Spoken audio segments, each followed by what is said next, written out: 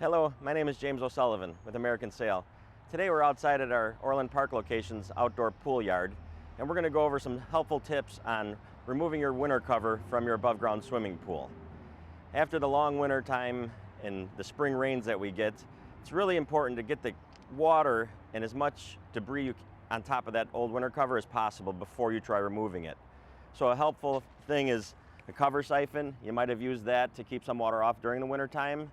If you've got that on the pool, you could go ahead and use that to get as much water off as possible. Or if you've got an electric pump, something along this line, that will just get that water off a little bit quicker for you. It's real important to get that water off the cover. And if you've got the long pole with the net, scoop any leaves or whatever you can get first, because your job will be a lot easier in getting this pool open and keeping that water crystal clear if you prevent the stuff that's on top of the cover from going into the pool. So another little tip I have for you is the cover clips you might have used that hold the winter cover to your rail in the 3 spots, or if you got the one long clip, leave 2 sections of those clips on.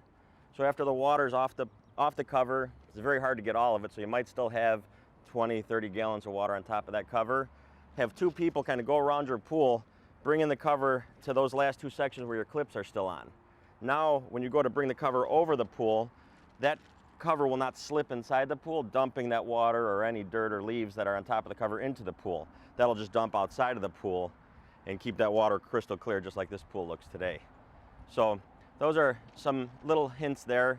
And then once you get the cover off of your pool completely, I recommend spreading it out in your yard.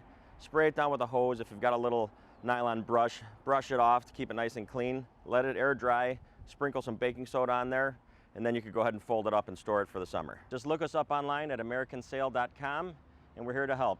Thanks for watching.